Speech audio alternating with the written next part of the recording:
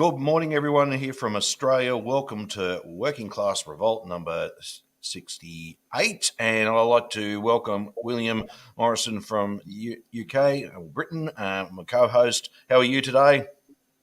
I'm fine. Yeah, thank you. Yeah, I'm William Morrison. I'm the British Marxist-Leninist and anti-imperialist. Have a YouTube channel. I'm on Twitter. I'm on Facebook. I'm an active and loyal member of the CPG-BML and Workers' Party of Britain. And yeah, this is like my 10th time, I think, being on the show now. So it's good. Consistency is always best. But yeah, thanks for having me once again. And yeah, it's good to be here. Well, welcome aboard.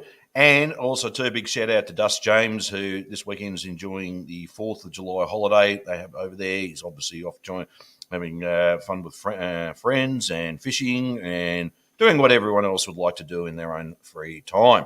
So a big shout out to him, and he'll be back with us again next week. Well, today we're actually going to talk about the various strike actions that's been happening around the world, predominantly the RMT strike, and also strike actions have been happening here and elsewhere we can think of as well, and up-to-date news. It's very rare we do talk about this, but I think it's a very critical discussion, especially the way the global economy is going. There is a big pushback by working class people around the world, even though on simple things such as wages and conditions, it's a form of class struggle, and it obviously can develop into a higher form of class struggle to change the system to a higher economic mode called socialism. Well, once again, I also too, it is very dear to my heart. And obviously, if everyone that watches these shows, I'm a union organiser myself. I'm a boilermaker by trade, Marxist-Leninist, obviously, but that's obviously part of my background and been involved in the union movement for many, many years. It certainly is a very hot topic to talk about. And I'd like to hand it over to William, who's going to actually give us an up-to-date news on the RMT strike. Yeah, thank you. So if anybody wants more detailed information, I do have a YouTube channel on my personal YouTube channel. My YouTube channel is just called William Morrison. I have about 150 subs. So if you find that account, then that's me. So you can check out my video on the RMT strikes. It's about 40 minutes long, not too long. But yeah, this conversation is quite important to me. Obviously, it's a lot more important to David Fox because he himself is a union organizer. But yeah, I was brought up in quite a Christian conservative family. I was taught to not really support trade unions, and I was taught that everybody should just work for themselves, and as long as everybody worked for themselves, then there wouldn't be anybody left behind. That was a very conservative view that I was brought up with. But since becoming a Marxist-Leninist and reading the relevant theory and joining the Communist Party of Great Britain Marxist-Leninist, they've taught me that was absolute bullcrap, and that actually it's a human responsibility to support other oppressed people that are oppressed by the very same economic system that we live in today. I wasn't brought up in a wealthy or middle class family. I was extremely working class in Norway. I wasn't privileged by any means of the exaggeration, by any stretch of the imagination. Sorry. But yeah, I was taught not to support other workers, which, looking back, was insane. So yeah, when I became a communist in Britain, where I am now, a British communist, yeah, I joined the CPG-BML, and they've taught me a lot, and I'm very proud to be a member of them. So yeah, the RMT is the biggest trade union in Britain. It has 80,000 members. Yeah,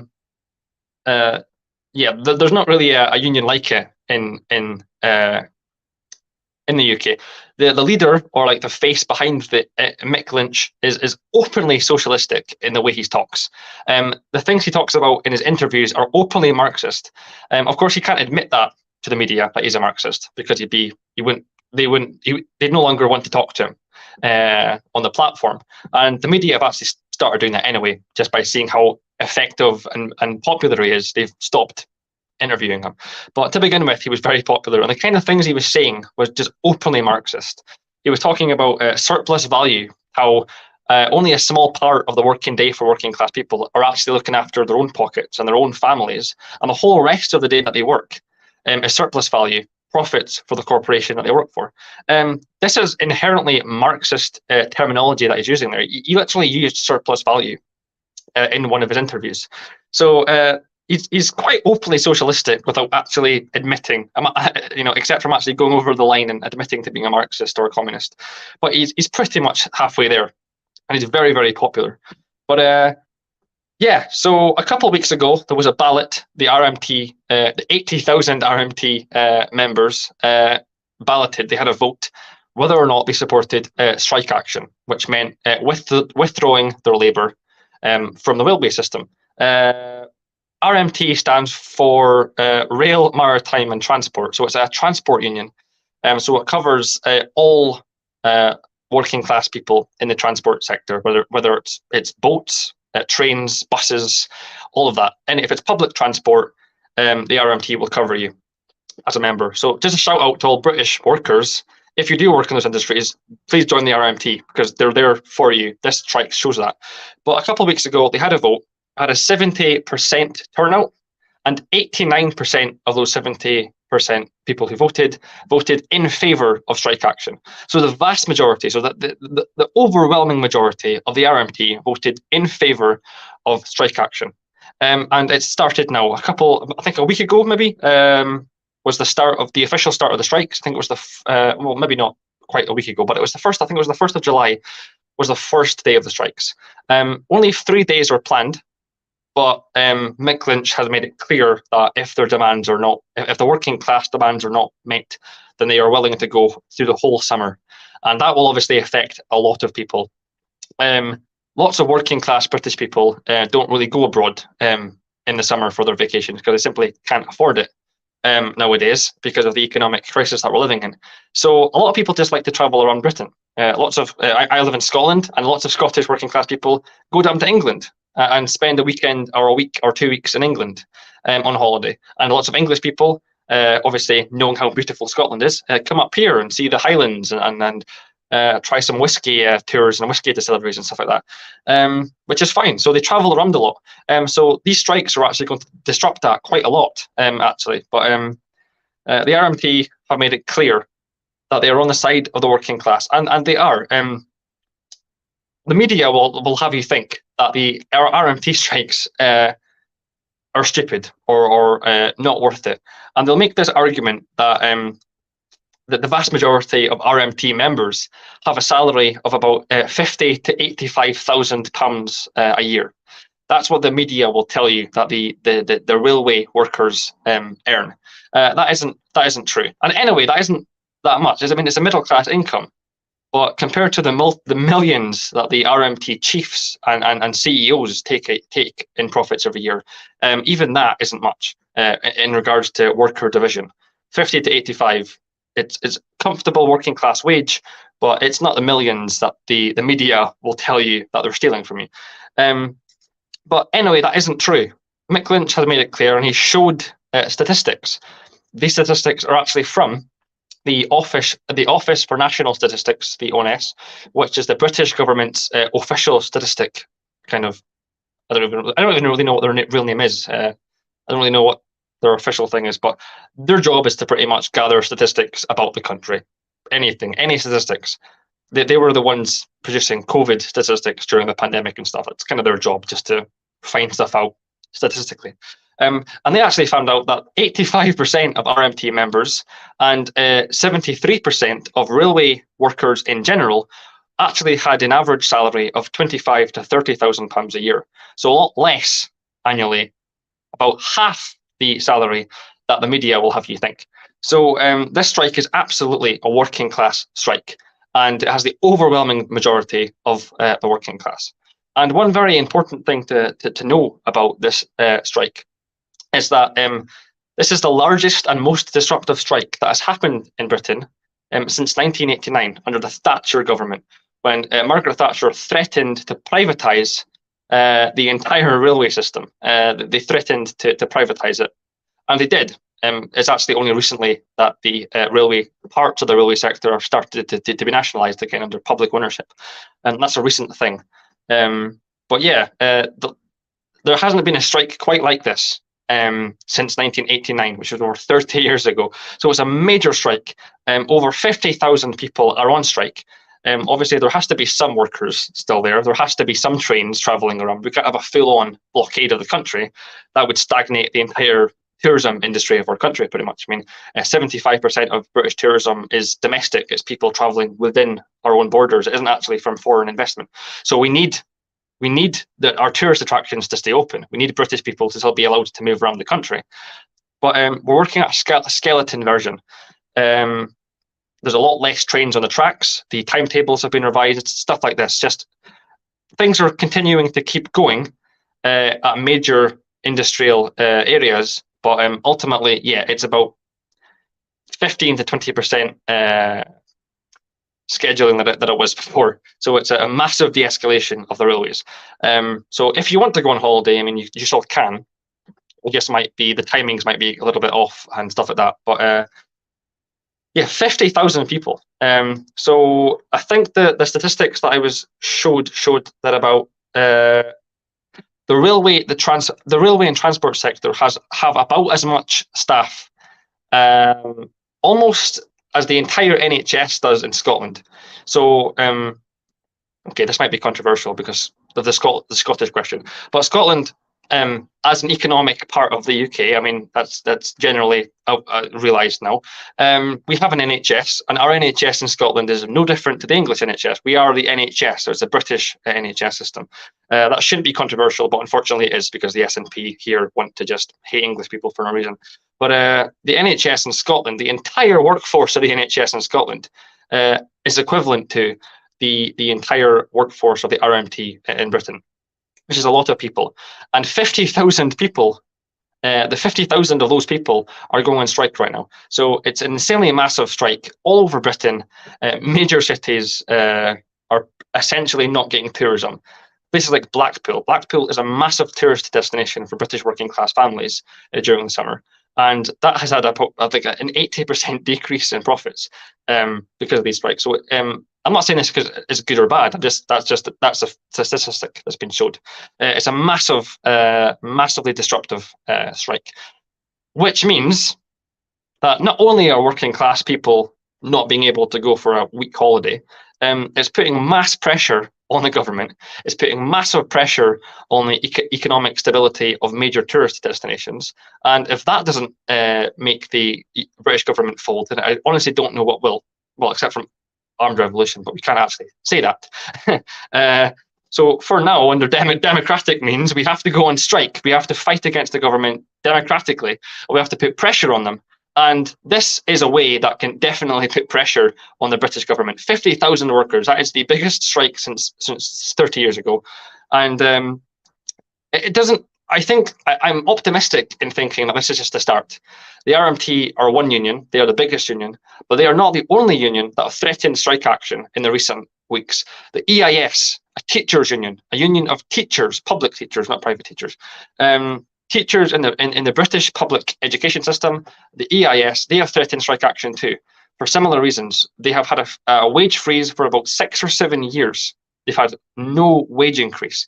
It's a massive wage freeze.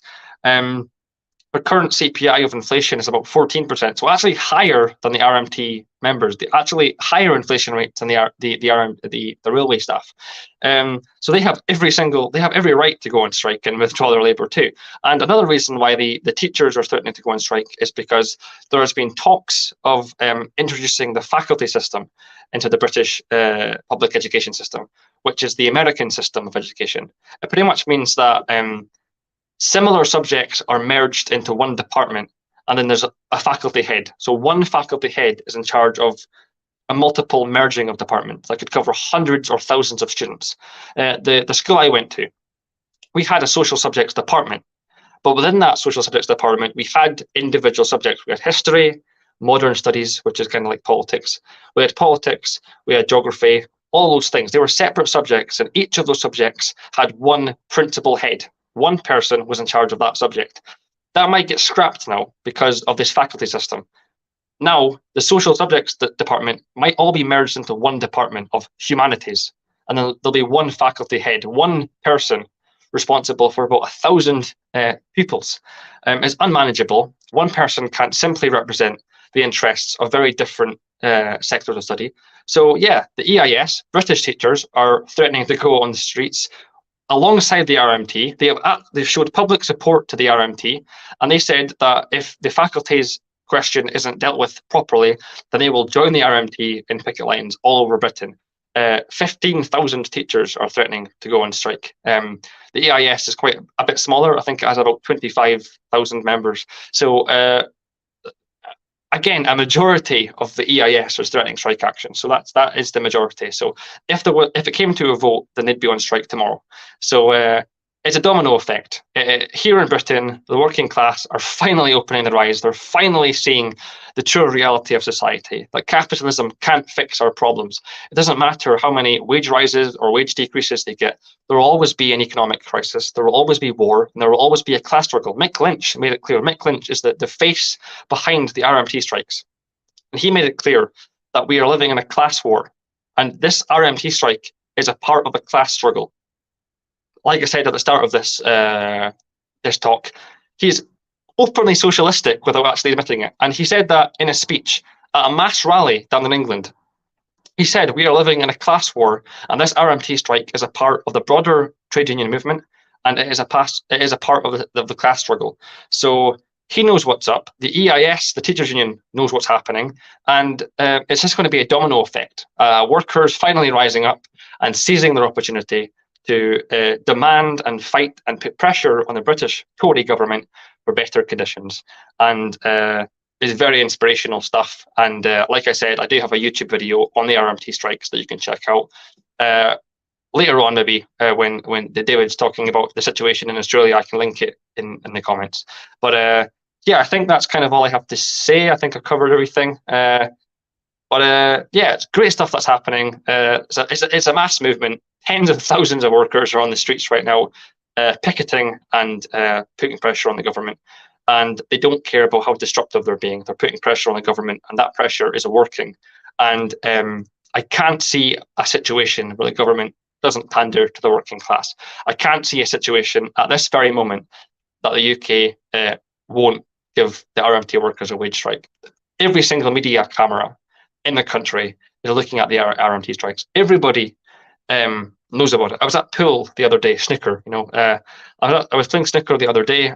Today, sorry, with my fiance. I was playing snooker, and there was people in the room with me at different tables speaking about the RMT strikes. People who probably don't even care about politics. Just ordinary working class folk probably don't really care about politics. They were like, oh, did you see the news? There's a couple thousand people in our very city on strike right now because they're demanding for better wages. And I didn't see a negative comment about them, to be honest. So it's really getting into the psyche of even non-political people, which is a really, really good thing. This has such a huge opportunity to get a lot of people involved in not only trade unionism and the trade union movement, but also just left-wing and socialistic and progressive and revolutionary politics in general. It's a great opportunity, and I can't wait to see how this happens. And I guess just on a closing note, one thing that really annoys me is that the communists in the communist circles criticizing union organizing, and they criticize trade unions, and they say, oh, well, the vast majority of trade unions in capitalist systems have just pandered to social democracy, and they're all Kautskyists, and they're all petty bourgeois, and they are upholding the labour aristocracy and stuff like that. Absolute nonsense. I mean, it might be true majorly. I mean, I admit there's lots of trade unions in Britain that have leaderships that are very social democrat and very reformist, and they're not revolutionary at all. Compared to Britain in the 1970s, the 1980s, where there was a mass communist movement here in the 1980s in Britain. We had tens of thousands of members in the Communist Party here in Britain.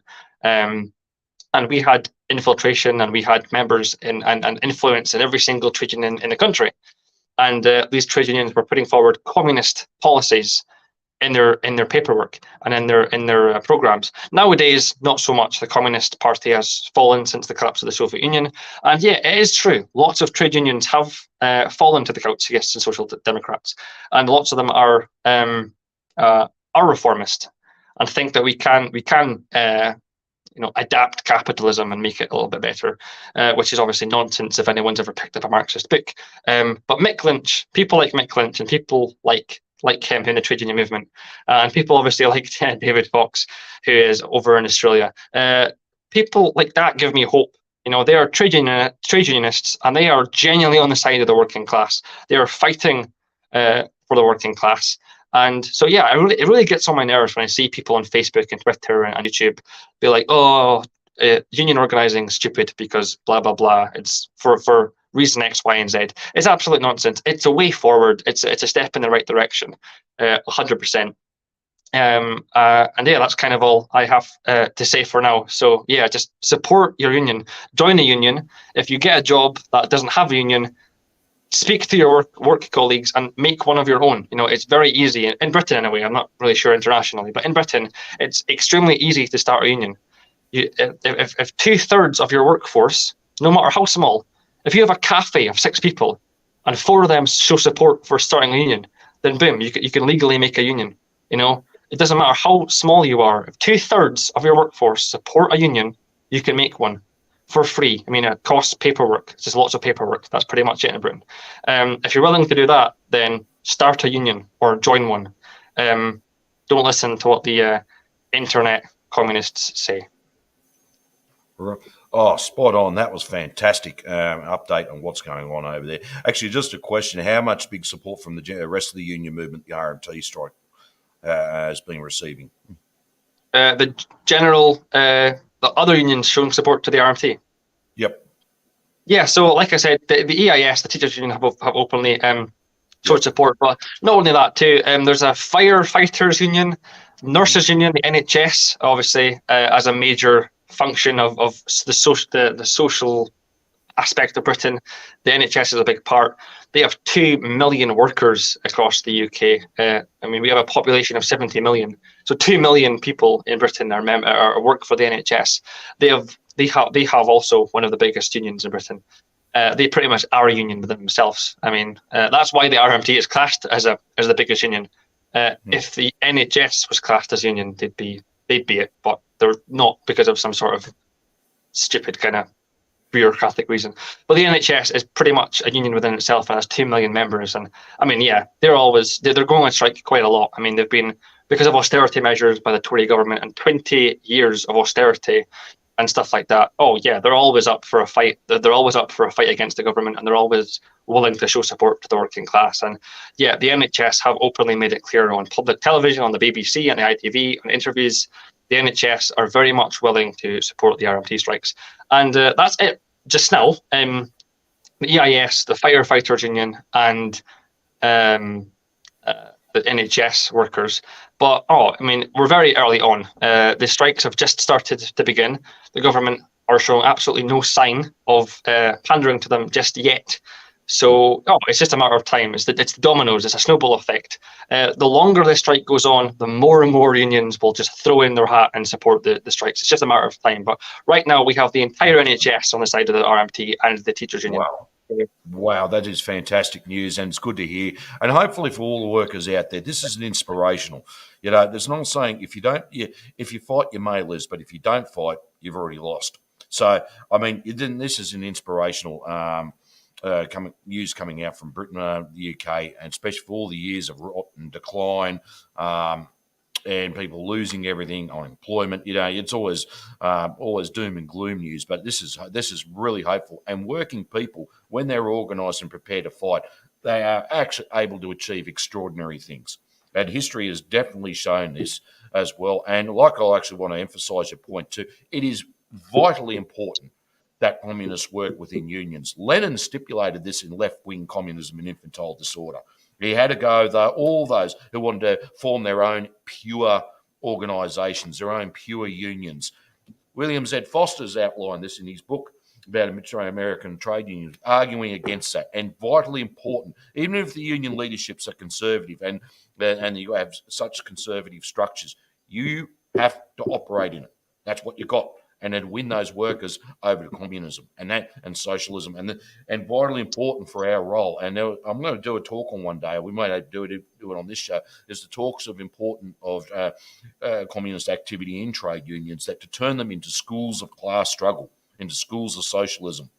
And that's why it's vitally important to lift the consciousness, not just from wages and conditions, extremely important, the nuts and bolts, everyday issues that affect workers, but lift their consciousness from a trade unionism one to a socialist one via from a lower level of economic struggle to a political to an ideological struggle. They're the three forms of main struggle. But even if it's just over a strike over a pay rise, it's still a form of class struggle and an excellent school to educate workers in an ability to fight, be disciplined about it. Because one thing I've noticed about working class people, we're actually very disciplined people. When it comes to actually dealing with issues, we are really good. I've noticed how middle class people do, middle class radicals, we all sorts of names for them, and bourgeois elements. They're not, but we are. We actually, if we and when I was having a talk with Duss and Victor once about there was a particular demonstration in the US. Now, what we would have done is formed a line, a barrier of all us workers, and we wouldn't have said a thing, or we just said move, just kept it very disciplined without any confrontation. It's actually and what I can add on to that, it's actually also a show of dictatorship of the proletariat, real in action.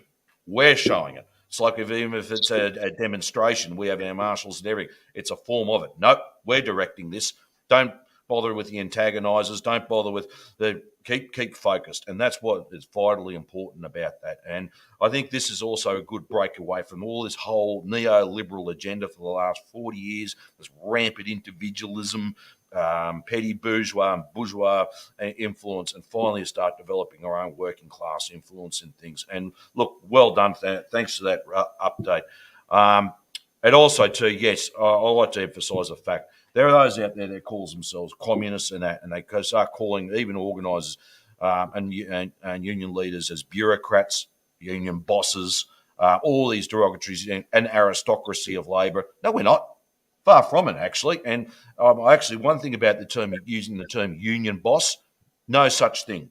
The secretary of a union is a democratically elected leader of his union by the members, his or her union by their members. That's what they are. They are a leader of a group of workers and should be respected as such. If they're conservative, doesn't matter. We still need to work within that organisation. Same with organisers.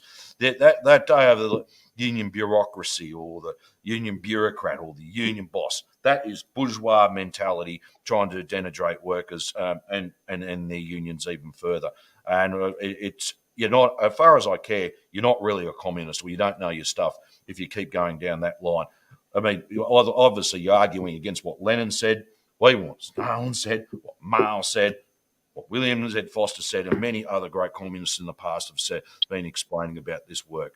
So that's why I like to actually point that out to you guys. And I think, look, you can stay on the internet as much as you like, but get out there to everyday reality is much more is imperative to do so amongst working people. So it's not a matter of yikes. I'm just putting it out there just to remind people. All right? And because there are loads of us who are trying to do a lot of good work in those unions. So and trying to do our best. And I know a lot of good people trying to do their best under such extraordinary circumstances. The other thing I'd like to actually point out too in Australia here, in the first of all, the state of New South Wales, the teachers are on strike, both public teachers and also Catholic school teachers. They're out together. So there's two unions. There's the Teachers Federation, which covers the public sector, and then you have the Independent Education Union, which covers the private school sector. But the Catholic school teachers and what the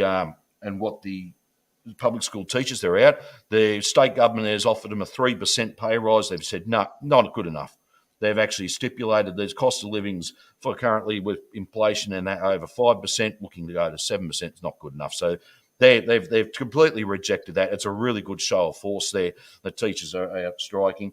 Train drivers as well in New South Wales, predominantly on the suburban network, metropolitan network, have been having stoppages as well and strikes over safety concerns, especially with new trains that weren't up to Australian standards when they were brought here into this country. Yep, I'll get into the whole idea of manufacturing stuff on another show, but they weren't up to certain standards, and there's been some big safety concerns about them as well. And they've been actually increasing their public support for them as well. So there have been many stoppages out throughout the week, not just continual, but like for maybe one day, back work next, and then the following day, so on. Nurses as well in New South Wales, and this will no doubt probably spread Australia-wide, to nurse-to-patient ratios, which over the last 40 years of neoliberal policies that have been imposed. We've obviously had ward closures, hospital close downs, cutbacks in staff, and COVID really exposed how vulnerable our health system is. Yeah, sure, we get Medicare and certain treatment, but the fact is there has been a shortage of staff for such time, and they've now been fighting back to increase that nurse-to-patient ratio as well, and start actually in the younger generations involved in nursing. It's a very vital, important thing in our public health. So that's just in one state as well. But and also too, here locally around Victoria, I mean, workers are now demanding higher increases. They get what the cost of living is, and they're saying, look, these little tiny increases we've had for the last few years is not cutting it anymore. If we had a crystal ball a few years ago, we probably would have actually said, no, this is not good enough. We wanted to put ourselves in a higher stage. But look, no one has a crystal ball on these things. But most important things, this is all in the reflection of an increasing crisis of capitalism. It's further and further. So people do fight back. And that's what we do. We fight back. And the question I've got for all workers out there, do you want to live? Do you want to live? Well, if you do, you've got to be prepared to be organised and prepared to fight back one way or the other, because you're only going to be given crumbs for the rest of your life, and just barely able to survive. The other one's been interesting that came out during the week as well. It's been, no, as I said, it's not just wages and conditions workers are going out on, but there's also, as I said, there's over safety issues, there's over, staffing levels in hospitals, but also truck drivers in Argentina have just been recently blocking up their whole road network over fuel rises and the cost of fuel, which is happening right across the world. Australia's no different either, and they've actually just stopped Argentina basically in the course of the last few days. I saw this through Press TV. I was able to access it, and yeah, it's huge in Argentina. So solidarity to the Argentinian truck drivers and airport workers in France. They just walked out over the rising cost of living. This was happening yesterday. I saw on the news all day before. RT showed that on a live, and it's really inspirational stuff. So I'm just actually mentioning a few points here. This is happening right across the board around the world. And I'd also like to note too, there was an important conference in the US in Chicago, I think it was, Labour Notes, got together. Chris Smalls was the opening speaker. Massive turnout for it, and the amount of young people that were there to try and talk about unionising their workers. There was actually two conferences. You had the Labour Notes, then you had the traditional AFL-CIO conference as well. Now, the difference between those two bodies, Labour Notes were talking about a strategy about bringing younger people back in the union and how to organise them and developing strategies. And of course, obviously, what's happened with Amazon is a really inspiration for everyone as well. And I think that's vitally important. I think we should study that even more, what they've been doing in the US, because the US is a hotbed of imperialism, and obviously they're right up the coal face with that, with it as well. So Labour Notes was a really interesting conference, and it'd be vitally important to keep your eye on events like that, and that's why I'd say it's important for us communists to be in places like that, to be part of the strategy to develop it further. And even with the AFL-CIO running criticisms there, they're talking about recruiting an extra 1 million workers. That's good, but I mean, the reality is, at the end of the day, they need to talk about, well, we've got an ageing workforce as well. We need, how are we going to generate that younger generations in again, and teach and give them the tools and the ability to be the leaders of the future of the class struggle as well, because we don't live forever. So but still important, and I think that's we need to keep an eye on these things as they develop further. And of course, as the US is not immune to strike action, I'm led to believe there's been other disputes over there as well. But I think I just wanted to focus on the Amazon one. What's important about Amazon is the company itself. The reason why it's thrown millions and millions and millions of dollars at trying to keep their workplaces non-union is because they're scared of organised labour. The other thing as well, I had an interesting discussion with an HR person the other day at a company. I won't mention the names, but they were over at a conference one time and they had an Amazon representative there for the company, and they talk, well, it's easy actually, talking to one person represents all the workers. And they go, no, the reason why we want to keep it non-union because we're scared of socialism. That's true. True fact. And this is from an Amazon a representative of the company Amazon. That's the reason why. So there's a bullet for everyone to follow at. I think, ooh, this is good. And that's what ability is. Workers know how to organise, know how to fight, and be disciplined about it. Then they got the ability to also develop them further into develop the class struggle to a high level of struggle, an ideological and political one. So they know that. So it's a very interesting fact to throw that out there. But I think overall we can learn some good lessons from that. The RMT strike in the UK, I think it's quite a good important lesson, and I think it's good to show that there's some fresh blood that's going in there, some great leadership being shown. And obviously, too, William, is there any way where for us around the world we might show some support or some messages of support to the RMT workers? I mean, online is a good way, I guess. If you want to share our stuff, well, not our stuff, I'm not a member of the RMT, but if you want to share their stuff, be free to do that. All international comrades, yeah, that's a good sign to do. Yeah, I mean, they're all over Facebook, they're all over TikTok, they're all over Twitter, just whatever social media you have, you'll probably see some sort of coverage of the RMT strikes. So just make sure that any positive stories that you hear of them, share their stuff all over the place. Promote them, just spread their word all over the place because they're a working class organisation. Yeah. Oh, good stuff. Well, actually, just another thing too. You were just talking before the show. You're going to the Miners' Gala tomorrow, I'm led to believe. So, do you want to just give us an update on that, please? Yeah, sure thing. It's next weekend. I think Saturday, the 9th of July. Correct me if I'm wrong. But yeah, there's a Miners' Gala in Durham, England. In North England, it's just south of Newcastle. Very north, so it's good for me as a Scottish person. It's not too far away, but it's a miners' gala. There'll be a couple hundred to a couple thousand people there, and there'll be miners there, who most of the people there will be miners that lived through the Thatcher era, and they are veterans in the trade union movement and activism, and they'll be sharing their stories of their experiences during the strikes and stuff like that back then. Veterans of the socialist movement, and there'll also be lots of different people there. Jyoti Brar might make an appearance. George Galloway might make an appearance. Jeremy Corbyn, Chris Williamson, Chris Williamson is a very big leader of the socialist movement here. He's a Labour MP. He's a member of Parliament for the Labour Party, but he's very much a part of the left wing part of the Labour Party. He hates Keir Starmer just as much as any working class person does. He's a very working class person on Twitter. Actually, if you follow Chris Williamson on Twitter, it says he's Iran state media affiliated media, which is obviously absolute bollocks. But maybe once on an interview he said something fairly sympathetic towards the Iranian government, and now he's been labelled on Twitter as an Iranian media affiliated media or whatever. He's very much, if that happens to a big person in Britain, the working class and communists all over Britain jump to support that person, because it usually means they're doing something well. When the British government and British media label someone as Russian or Chinese or state-affiliated media, probably give them a support.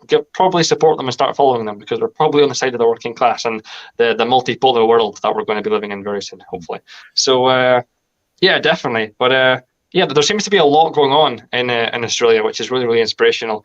Over here, it's mainly just the railway workers, but you have teachers and nurses on strike.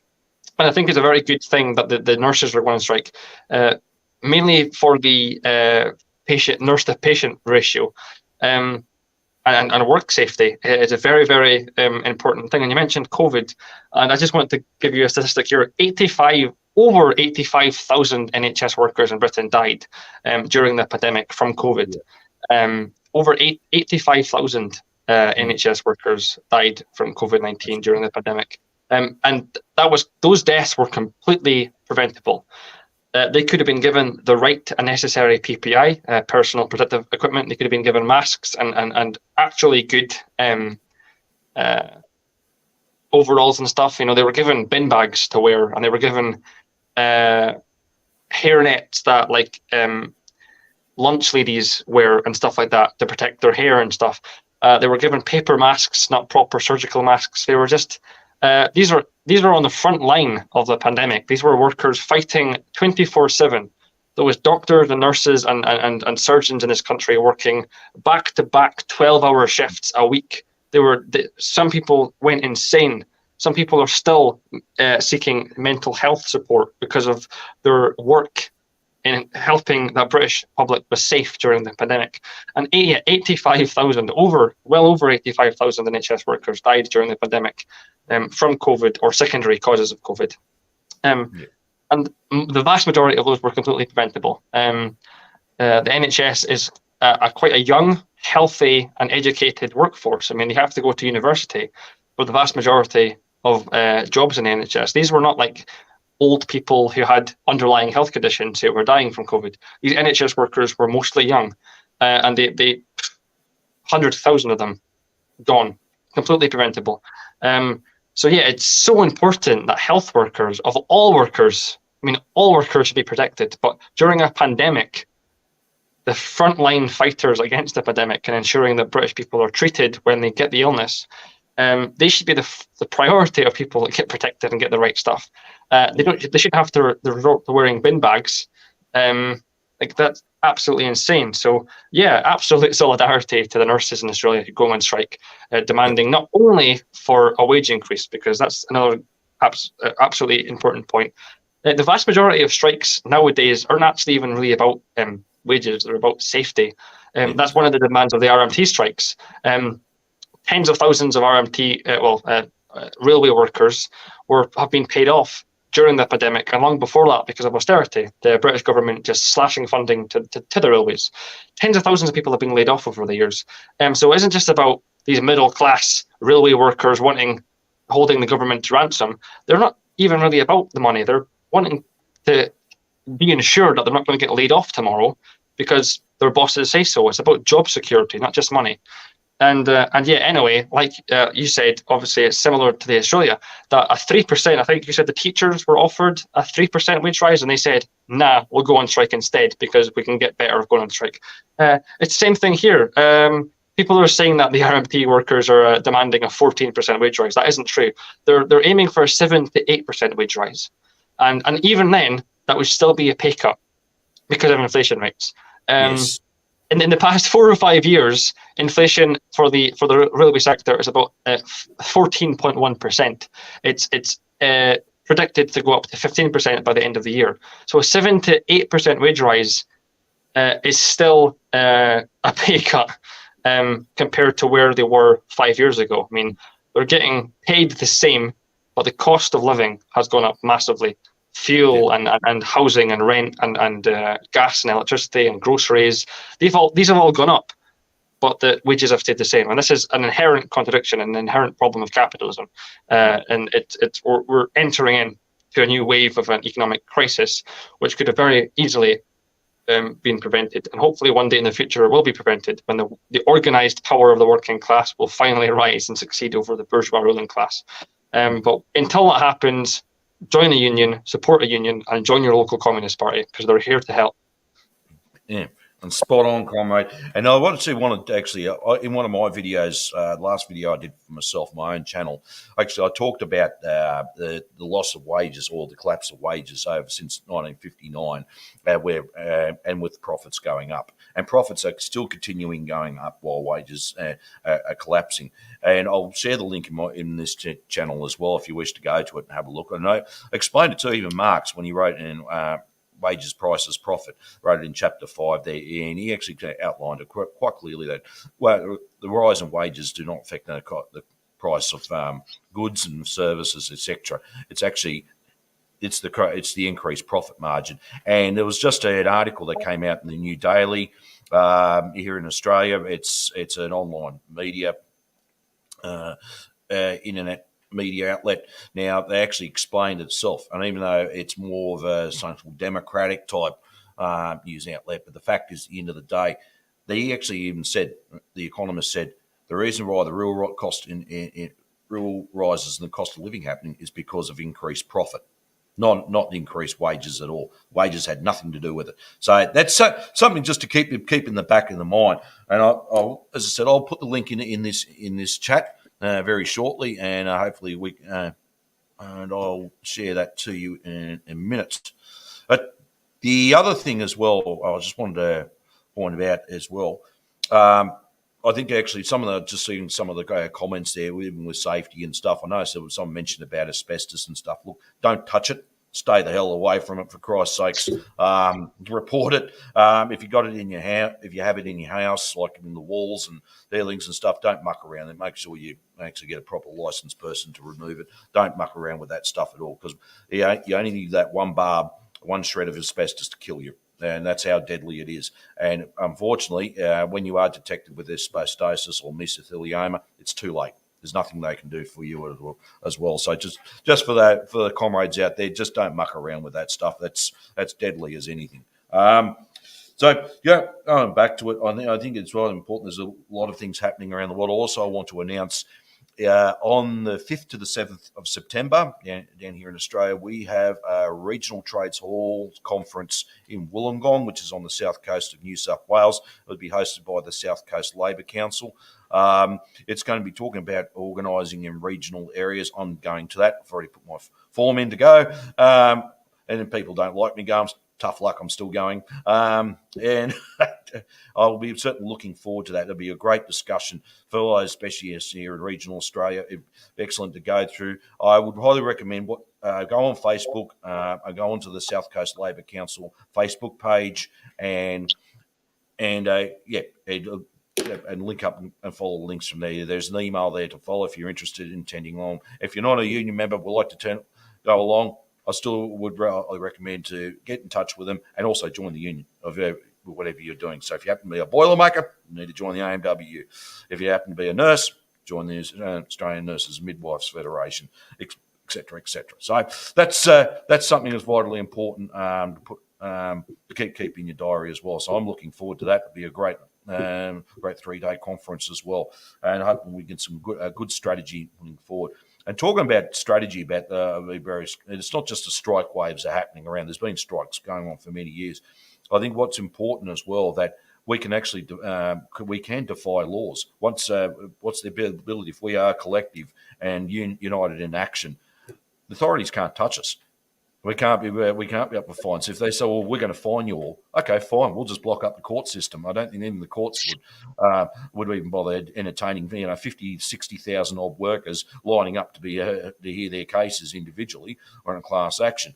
So I think it's vitally important. This is a good way to develop a strategy to smash anti-union, anti-working class laws in the sense to make them completely redundant and give us more power to have us organised. We've done it before in this country in 1969. There was a strategy around it when Clary O'Shea, the Secretary of the Tramways Union, was jailed for not paying fines. That was the crunch time to do it, and that was the closest we ever had as a general strike here in this country, when millions of workers walked out and made the penal provisions in industrial laws completely redundant and for many years, and that actually forced us then increasing union membership and increasing working class power as well.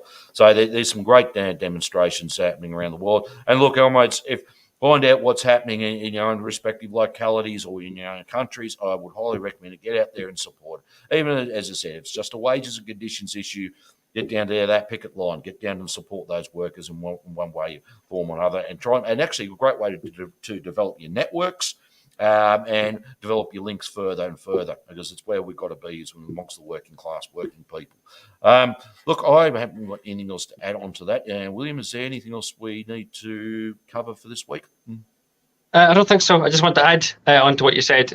Please join your local movements. Please, if you're British, please join the Communist Party of Great Britain, Marxist-Leninist, CPGBML, and both. We are affiliated with each other, with the organisations. But the Workers' Party of Britain, Jyoti Brar and George Galloway, join the CPGBML and Workers' Party of Britain if you're British. If you're American, join whatever political communist party that you feel most suited. I'm not well versed in the American communist scene, so I won't actually name a name, but just join a communist party. And in Australia, please join the Australians for New Democracy and other similar organisations like that. But wherever you are in the world, please just join your local or national communist or socialist organisation or workers' party, whatever it's called. If it's similar to Marxism-Leninism or anti-imperialism, and it has positions that are similar to anti-imperialism and stuff like that, please join it and put all your energy and time into it. I've been a member. I've been active in organisations for about 6 or 7 years now. The YCL for about 5 or 6 years.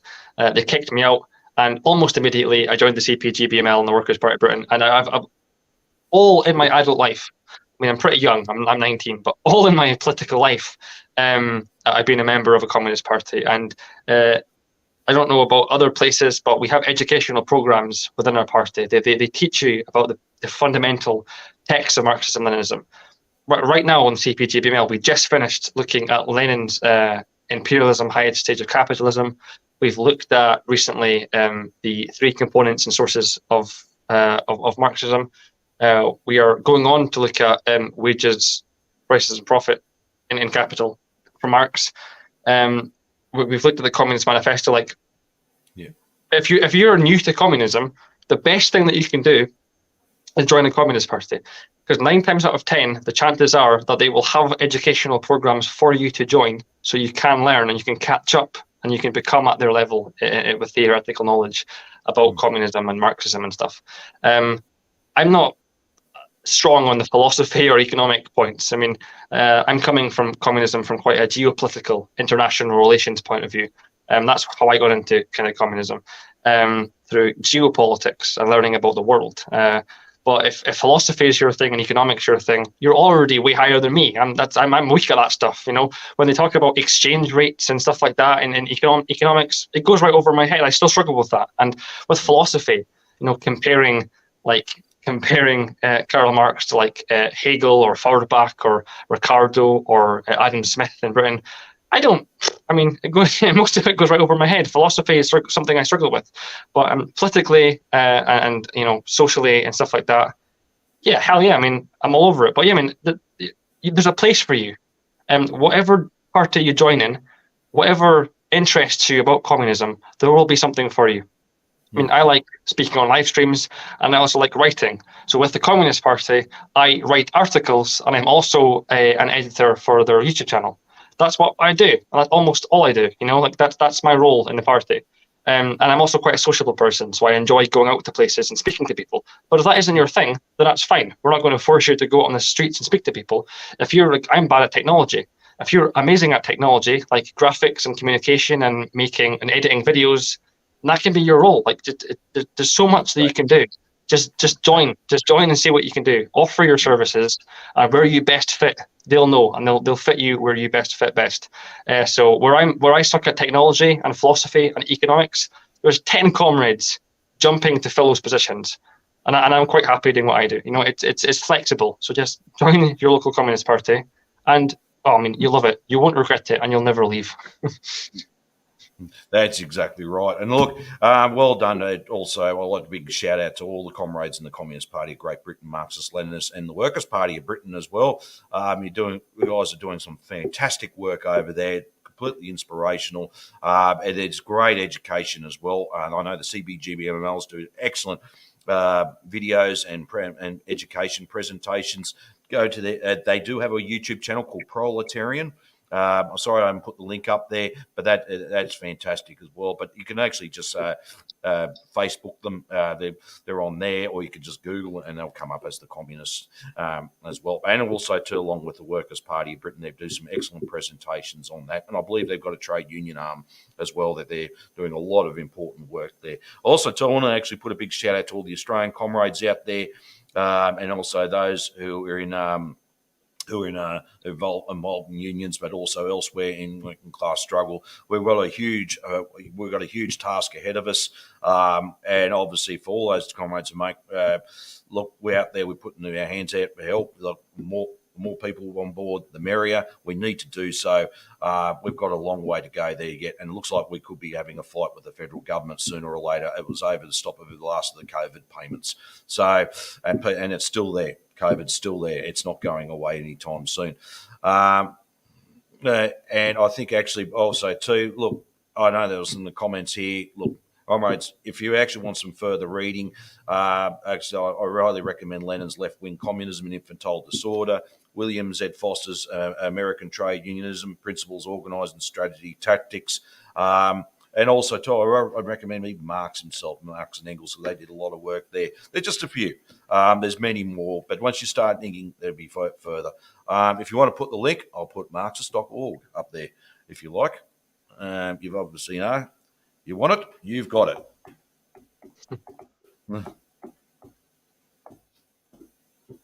There you go. And yeah, just go on Marxist.org there, and certainly you can find all the various readings and literature there. But I think we're pretty much done for the day. I don't think there's any more further news to that. And look, once again, we'll be back next week with Dust James. Further, I believe it might be a study next week. I'm not too sure. We'll obviously correspond during the week. And look, once again, and also to a big shout out to the comrades in the CPI doing some good work as well. And Caleb Morpin, they've just finished having their conference, I'm led to believe, a weekend conference. And they've obviously, will be compiling all that various presentations together. So well done for over there. Well, thank you once again, comrades, and everyone else that watches these shows. Please share the link far and wide. And look, we'll be looking forward to coming back on board next week, same time next week. And we just usually finish off with our fists in the air. We go, dare to struggle. Dare to struggle. Dare to win. Dare to win. All power to the people. All power to the people. Thank you very much, everyone, and all the best. Thank you. Good night. Bye-bye.